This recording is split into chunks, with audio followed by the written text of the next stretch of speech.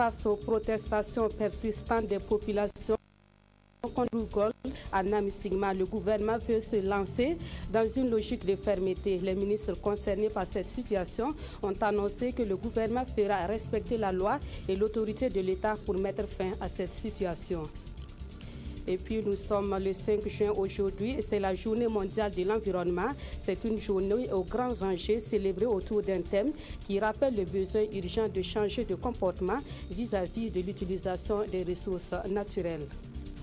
Bonjour à toutes et à tous et merci de suivre cette édition sur la RTB.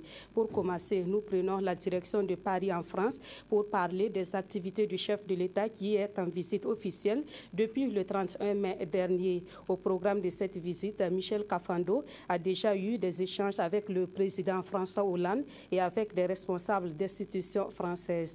Des échanges qui ont notamment porté sur la conduite de la transition au Burkina Faso. Le président du Faso fait le point de ces échanges au micro de nos envoyés spéciaux Alassane Zéo et Abdelaziz Yagibou. Sur le plan du programme de la transition, nous avons reçu de la part du président français des félicitations et aussi des encouragements à aller de l'avant et faire en sorte que les élections que nous projetons pour octobre prochain puissent être menées dans de très bonnes conditions, de façon à ce que l'exemple du Burkina serve non seulement dans la sous-région, mais de façon générale en Afrique. Avec le président Hollande, nous avons fait le tour d'horizon du programme de la transition.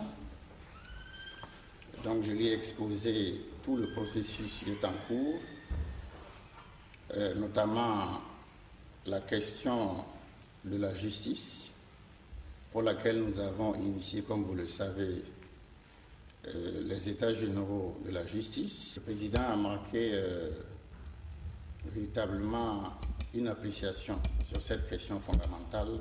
Et naturellement, j'ai demandé au président de continuer à nous aider, ce qu'il a promis de faire, parce que nous aurons toujours besoin de l'appui de nos amis, de ceux qui comprennent le sens du changement intervenu au Burkina Faso pour pouvoir véritablement relever le défi, à savoir organiser des élections libres et transparentes. Nous avons abordé les questions sécuritaires dans la sous-région essentiellement. Parce que comme vous le savez, les défis aussi là sont énormes. Nous avons Boko Haram qui continue à défier les gouvernements. Nous avons aussi le terrorisme dans le nord du Mali, parce que malgré la signature de l'accord pour la réconciliation et la paix au Mali, nous voyons que ces terroristes-là, ces rebelles continuent leurs actions nocives. Donc nous sommes tombés d'accord qu'il faut arriver à ébaucher une stratégie collective. L'Afrique et puis aussi l'Europe qui est concernée, n'oubliez pas. Dans l'Assemblée nationale aussi, le président, c'est juste une rencontre pour apporter, si vous voulez, le soutien des élus français à la transition. Retour au Burkina Faso où le gouvernement estime qu'il est temps de passer à l'étape de la fermeté pour mettre fin à la situation qui prévaut à Namisigma. Les protestations des populations de cette localité contre la société minière Tourcoll ont fait des blessés côté manifestants et dans les rangs des forces de sécurité. Face à cela, le gouvernement annonce qu'il va faire respecter la loi et l'autorité de l'État. Les ministres en charge de la sécurité et des mines étaient face à la presse hier à Ouagadougou pour donner ces informations. Draman Guéné. Le 14 janvier dernier, demandant le départ de Tourcoll de Namisigma, la population saccage et incendie les installations de la société minière. Les négociations se multiplient, des voyages, des rencontres sont effectuées pour aboutir à une lettre de garantie adressée aux populations par le gouvernement. Des garanties lui ont été données que le village de Ramatoulaye ne sera pas délocalisé du fait de l'exploitation minière. Ni la mosquée, ni le cimetière ne seront touchés. Cette garantie du gouvernement a fait l'objet d'une lettre adressée au chef Aboubakar Maïga II de Ramatoulaye et datée du 26 février 2015. Contre toute attente, le 29 mai dernier, la population revient à la charge. Elle organise une marche non réglementaire pour protester contre la reprise des travaux de la mine. Il y a eu au total 10 blessés, 7 au niveau de blessés légers au niveau de la population et 3 au niveau des forces de défense et de sécurité. Un policier qui a eu la mâchoire fracturée, qui a été évacué donc à Ouaga, un autre qui a eu la lèvre déchirée et qui a été pris également en compte au niveau des structures sanitaires à Ouaïguya, et un autre qui a été blessé légèrement et qui a reçu des soins. Au regard de ces antécédents, le gouvernement dit prendre des dispositions, non seulement pour protéger les populations contre les nuisances des exploitations minières, mais aussi pour assurer un climat de sécurité et de confiance aux sociétés minières régulièrement installées au Burkina Faso. Le gouvernement appelle les populations à cultiver un esprit de tolérance et de dialogue dans le strict respect des lois en vigueur. Le gouvernement réaffirme sa volonté de rechercher et de trouver des solutions concertées et pérennes garantissant la sauvegarde de l'intérêt de toutes les parties. Pour le ministre Boubacar Ba, le démantèlement de True n'est pas à l'ordre du jour, ces activités n'étant pas préjudiciables aux populations riveraines. Et la situation à Namisigma se passe dans un contexte où le code minier burkinabé est en cours de relecture. Dans ce nouveau code, il est prévu le reversement de 1% de l'argent de l'or pour le développement local. L'Organisation pour le renforcement des capacités de développement, en abrégé ORCAD, soutient cet aspect précis du nouveau code électoral en projet. C'est ce que les responsables de l'ORCAD ont expliqué aux journalistes lors d'une conférence de presse hier à Ouagadougou. Maxime Zongo.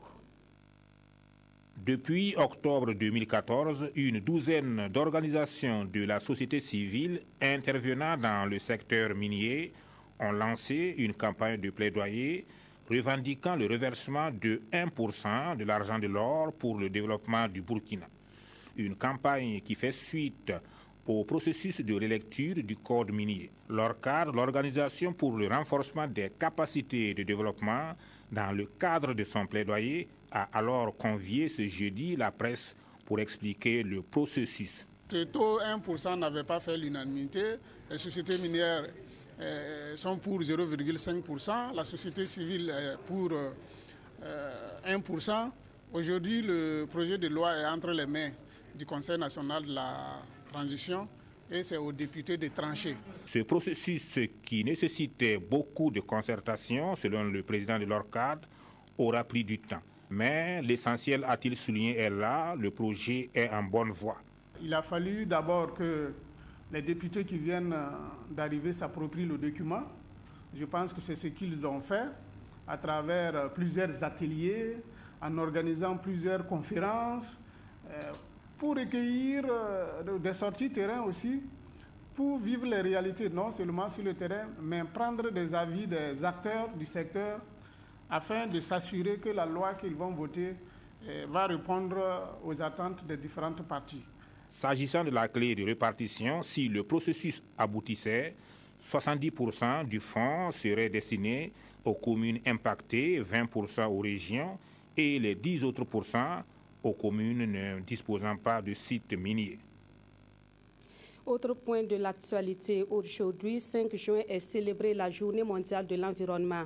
Cette journée, instituée par l'Assemblée générale des Nations unies en 1972, est célébrée cette année autour du thème « 7 milliards de rêves, une seule planète, consommons avec modération ». À travers ce thème, tout le monde est porté pour sauver la planète. Écoutons le secrétaire permanent du Conseil national pour le développement durable, Georges Yamugo, s'exprime de Jean-Emmanuel Ouedraogo. C'est un thème philosophique parce que 7 milliards de rêves, ça veut dire que chacun de nous a ses ambitions, chacun de nous a ses buts à satisfaire. La planète, elle est unique avec ce qu'il y a comme ressources qui n'est pas extensible et pour lesquelles à chaque fois que nous posons un acte, nous devons nous poser la question de savoir est-ce que ce que nous faisons contribue à la protection de cette planète ou bien est-ce que ça va contribuer à sa destruction. Voilà, nous reviendrons un peu plus sur la célébration de cette journée au cours de notre édition de 20h. Parlons santé à présent. La Société des gynécologues et obstétriciens du Burkina Faso commémore les journées régionales les 4 et 5 juin à Koudougou et dans le Boulkiemde. C'est la 4e fois que la SOGOP organise ces journées et cette année, la réflexion est menée sur les cancers gynécologiques et mammaires.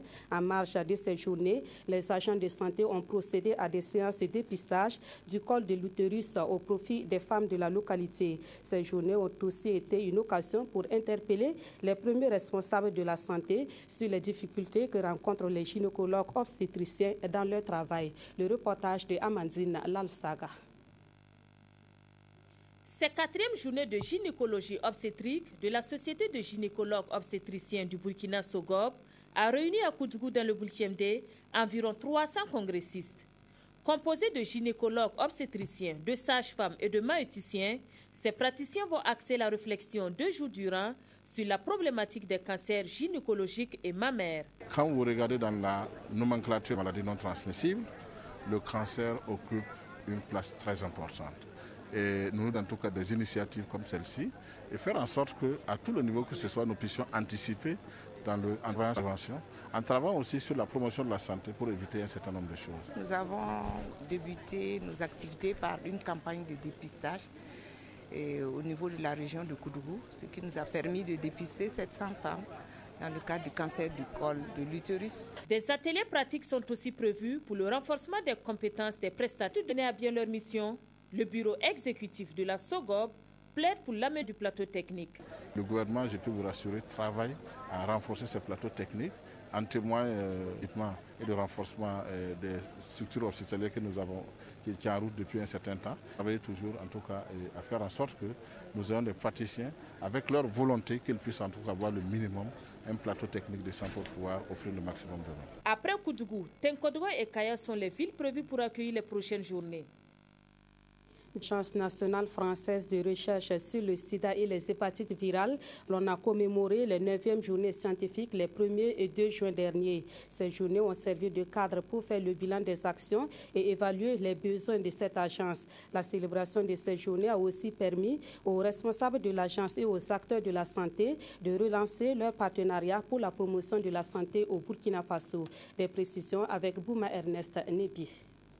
Ces 9e journées scientifiques du site de recherche au Burkina de l'Agence nationale française de recherche sur le sida et les hépatites virales ANARES devront permettre aux acteurs du domaine scientifique de discuter entre autres des perspectives de recherche et d'évaluer les besoins du site de l'ANARES. Le site ANRS Burkina, c'est le réseau des institutions sanitaires, donc les hôpitaux, les régions sanitaires, les districts sanitaires.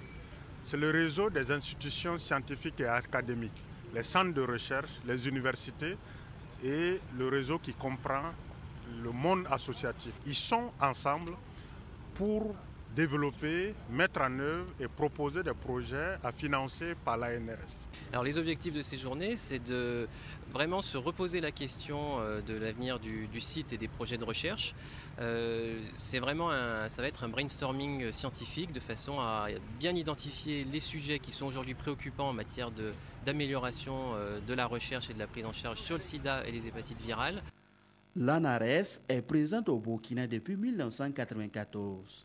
Sa principale mission, financer et coordonner la recherche sur le sida et les hépatites virales. Elle a permis à cet effet au Burkina d'engranger de nombreux acquis dans le domaine de la santé. Une 60aine de projets, avec à la clé plus de 10 milliards de francs CFA qui ont été mobilisés pour mettre en route ces projets dans notre pays. Des projets qui ont permis à notre pays d'engranger des acquis, notamment dans la lutte contre le VIH. Et le ministre de la Santé de saisir cette opportunité pour réaffirmer toute la gratitude du Burkina à l'ANRS pour ses résultats engrangés. De la santé, nous passons à la culture. L'histoire du royaume Ouaga a été présentée à travers une exposition d'œuvres plastiques à Ouagadougou. Les organisateurs de cette exposition ont voulu aussi amener le public à s'intéresser aux arts plastiques. Sur la cérémonie inaugurale de cette exposition, le reportage de Abdoul Rasmane Songo. La discipline des arts plastiques est à l'honneur à travers cette exposition qui, selon l'initiateur, évoque un pan de l'histoire du royaume Mwaga. En peignant cette toile-là, j'ai voulu faire vraiment exprimer ma volonté et à mes petits frères, mes enfants, de comprendre ce que c'est. Souvent, c'est sur des écrits qu'on voit l'histoire Mwaga. Moi, j'ai voulu, en tant que peintre, illustrer ça sur des toiles pour qu'à l'avenir, ceux qui n'ont pas pu avoir la chance d'aller à l'école puissent comprendre vraiment ce que j'ai voulu exprimer. L'autorité de tutelle traduit ses encouragements. Il n'est pas normal que lorsque vous arrivez, n'est-ce pas, dans la maison du Burkina, que vous ne puissiez pas avoir réellement, j'allais dire, la traduction de notre culture à travers les œuvres exposées. Nous encourageons toutes les associations, effectivement, à exposer le maximum. Et ce n'est qu'à ce prix-là que petit à petit, le grand public va s'intéresser à cette discipline qui est un peu élitiste. L'exposition des œuvres dure 48 heures et le promoteur entend renouveler l'initiative pour davantage intéresser le public aux arts plastiques. En littérature, l'écrivain Idrissa Konditamde a sorti un nouvel ouvrage intitulé La rançon du mal. Cet ouvrage est composé en grande partie des contes du Lalé Naba Abga. Ce recueil de contes burkinabés dénonce des vices tels que la méchanceté, la cupidité et l'ingratitude. La rançon du mal a été dédicacée le mardi dernier et c'était en présence de Frédéric Etienne Bassenga. 11 contes burkinabés pour ramener sur le droit chemin la jeune génération à la rançon du mal. La rançon du mal d'Idrissa Konditamde est un ouvrage qui fustige la jalousie, la cupidité, l'ingratitude, l'égoïsme, mais qui célèbre aussi la gentillesse, la sobriété, la reconnaissance et la solidarité qui ont toujours marqué la société africaine. C'est un recueil de contes qui fait également l'éloge de la parenté à plaisanterie, valeur qui cimente la société burkinabé. L'idée d'écrire le livre La rançon du mal est venue du constat qu'aujourd'hui, notre société est en proie à certains vices qu'on ne constatait pas dans le passé. C'est pourquoi moi j'ai voulu, à travers cette œuvre, rappeler les valeurs ancestrales qui caractérisaient la vie de nos ancêtres et qui étaient des valeurs de probité, de reconnaissance et d'intégrité. La rançon du mal est tirée en grande partie des contes du Lalé Naba Abga et pour son petit-fils, le Lalé Naba Tigré, qui a préfacé cet ouvrage, La rançon du mal vient à son heure. Notre jeune génération actuelle et la génération de nos enfants et des petits-enfants doivent savoir qu'au quotidien se côtoient deux choses, le mal et le bien. Cultivons le bien pour récolter le bien, ou faisons le mal pour en tout cas en être sanctionnés par le mal. Malheureusement, il en est ainsi. Dans la rançon du mal, chaque conte se termine par une moralité qui résume l'idée et les valeurs que l'auteur veut transmettre. C'est une œuvre destinée à tous les âges et l'auteur espère qu'elle va surtout servir au monde éducatif. La revue de presse pour clore ce journal. La situation de crise à Namisigma est largement évoquée dans les journaux du jour. Les quotidiens parlent également du grand banditisme constaté ces derniers jours au Burkina Faso. Et la revue de presse est signée de Evelyne Dabiri. Aller loin de chez nous, peut-on lire sur une pancarte des manifestants lors de la marche du 29 mai passé à Namisigma contre la société minière True Gold, publie le journal Notre Temps. À cette injonction d'une partie de la population de Namisigma, le ministre des Mines et de l'Énergie, au cours d'une conférence de presse, fait une mise au point que rapporte l'observateur Palga. Il serait utopique de penser qu'on peut dégager True Gold. Ils ont acquis un permis d'exploitation dans les règles et ils ont le droit de faire leurs investissements en toute sécurité. Puis le gouvernement affirme dans votre quotidien Notre Temps, ni la mosquée ni le cimetière ne seront touchés. Sidoya précise que des garanties ont été données au cheikh Aboubakar Maïga II, grand imam de Ramatoulaye, que ni la mosquée ni le cimetière ne seront touchés, comme le spécule la rumeur. Notre Temps publie un extrait d'une lettre en date du 26 février 2015 adressée à cet effet au grand imam. Une lettre qui dit « Le village de Ramatoulaye, qui est un lieu de culte, ne peut pas être touché par une exploitation minière. La loi protège également les cimetières. » Mais, écrit l'Express du Faso, la population n'était pas au courant de cette lettre. Vos journaux reviennent sur le voyage du président. Et face à la diaspora burkinabé de France, précise Sidoya, après 2 heures de communion avec ses compatriotes de France, le chef de l'État a demandé que les uns et les autres fassent confiance en la transition et la soutiennent. Et pour le président Kafando, cité par mon confrère, si nous ne réussissons pas à mettre en place une vraie réconciliation au Burkina, nous risquons d'aller à l'éternel recommencement. Autre rendez-vous du président Kafando rapporté par le pays, celui avec l'OIF, l'Organisation internationale de la francophonie. Un rendez-vous au cours duquel, poursuit le pays, la secrétaire générale de l'OIF affirme ceci: l'appui de l'OIF serait aussi mobilisé en faveur de l'observation nationale des élections, les formations des observateurs nationaux, sans oublier la mise à disposition d'un expert électoral. Toujours en page nationale, votre journal Le Quotidien informe que le grand banditisme continue de faire des victimes.